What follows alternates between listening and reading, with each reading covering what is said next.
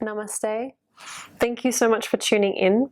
Today, what I would like to share with you is a little bit of information about the mantra Om. What is it? Why do we say it? Why do we chant it? And why is it heard quite frequently, whether it's in yoga classes or in temples around the world, or you might see the symbol of Om. Many people these days have it as a tattoo. It's become almost a trendy symbol to have on the body or to have on fashion, but it's actually a very, very, very sacred and ancient symbol, and the syllable, or perhaps the word Om itself, has its origin in the Sanskrit language.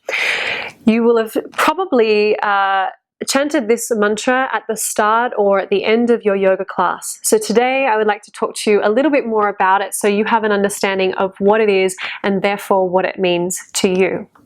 Om is somewhat difficult to describe or to translate in the English language. It is often written as O-M or A-U-M. Perhaps we could suggest it's meant to represent or embody the power or the resonance of this universe. And it really embodies everything that we see, that we hear, that we know to exist and beyond. It's a really powerful mantra. It's something that you could use in japa meditation, and it definitely is something used often at the start and at the end of any mantra practice or within pujas, these ceremonial practices within temples.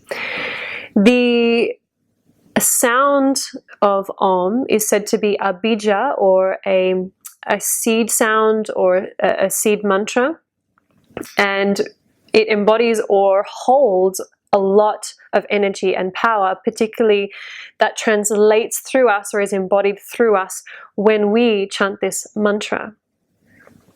It can be said to be broken down into 3 or even 4 parts: A, U, M, even though often mostly it's spelled O-M, but A, U, M, and these represent 3 stages of life or of the universe. So the A is to do with creation or the beginning of the universe, the beginning of time, and the U is meant to be that sustaining force, that consistency of the universe, and the M is related to transformation or perhaps destruction. And then the 4th part, if we could say that there is 4 parts, would be the nothingness, the silence, and the space between.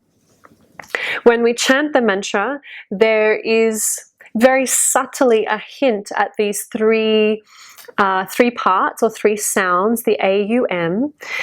However, if you speak to any senior teacher or mentor or guru or swami, whether that's in India or even here in the West, you'll find that they will confirm that the pronunciation of the mantra is Om.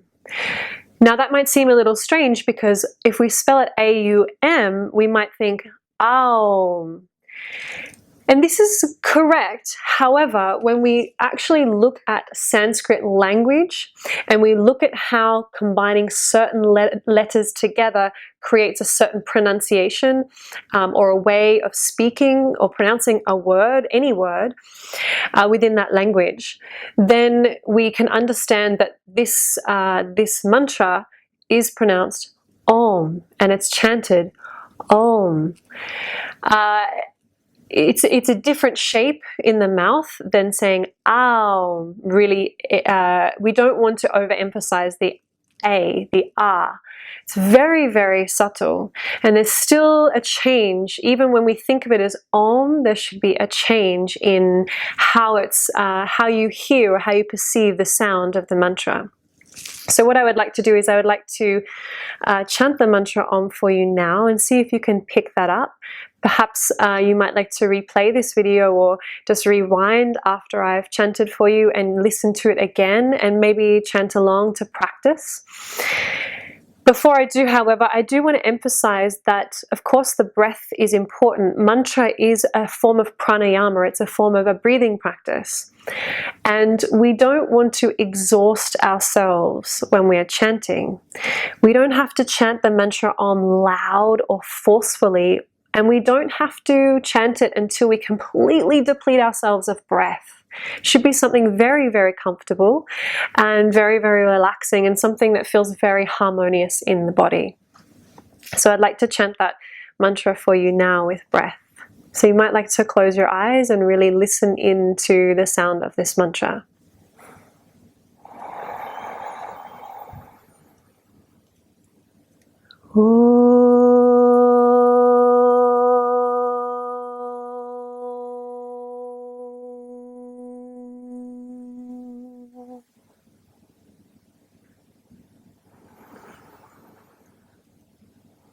So there you have it, the mantra Om.